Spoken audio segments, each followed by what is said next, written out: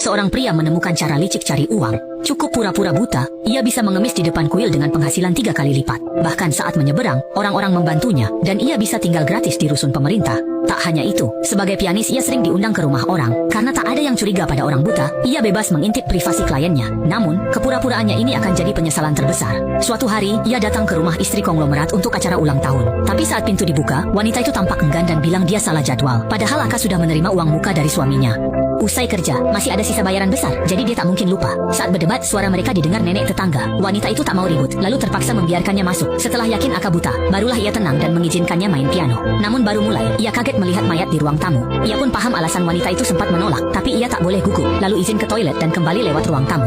Biar makin mirip tunanetra, ia sengaja menginjak genangan anggur di lantai. Ia ingin tenang di kamar mandi, tapi ternyata di sana sangat menakutkan karena pembunuh bersembunyi di belakangnya sambil memegang pistol. Ia sangat takut hingga menahan napas agar tak ketahuan. Untungnya, ia benar-benar ingin buang air sehingga tak dicurigai. Saat melewati ruang tamu, dia baru sadar yang tergeletak itu sang miliarder. Meski takut, ia pura-pura tenang lanjut main piano. Sementara wanita di sampingnya pura-pura menelepon sang miliarder, bilang dia akan tiba 10 menit lagi.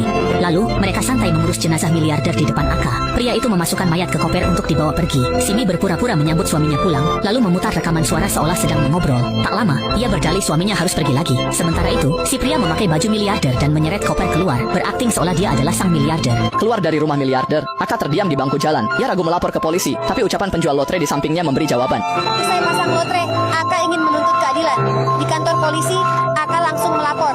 Setelah sebuah pembunuhan terjadi, Aka langsung melihat pria yang sebelumnya bersembunyi di kamar mandi. Aka melihat seragam polisi di tubuh pria itu, dan sama sekali tidak menyangka bahwa pelaku pembunuhan ternyata adalah kepala polisi di kantor itu. Aka pun tertegun sejenak, tidak tahu harus berbuat apa, dan rasa gugupnya langsung memuncak. Aka meneguk air, berusaha keras untuk tetap tenang, lalu berkata bahwa kucing peliharaannya sendiri yang dibunuh. Namun jelas alasan ini tidak sepenuhnya membuat kepala polisi percaya.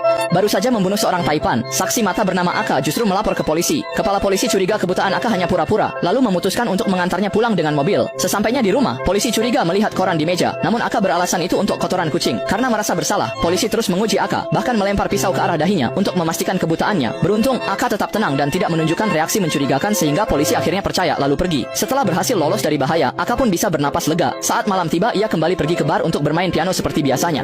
Namun pada saat yang sama, Simi datang karena pemberitahuan dari kepala polisi. Ia menanyakan segala hal kepada Somi soal Aka, lalu lega setelah yakin Aka buta. Sementara itu Aka bermain piano sambil mengawasi Simi. Melihat pembunuh suaminya itu bisa santai di bar membuat Aka merasa bahwa Simi sangat berbahaya. Besoknya mayat sang taipan ditemukan di tepi sungai. Simi menyebut suaminya membawa 10 juta untuk bisnis, namun tewas. Polisi pun menduga ini perampokan. Kepala polisi menjebak seorang pemuda hingga terpaksa mengaku karena tak tahan disiksa. Saat polisi membacakan pengakuan palsu di depan keluarga korban, Aka yang hadir sebagai saksi kunci merasa bersalah. Ia pun akhirnya berdiri untuk mengungkap kebenaran yang sebenarnya.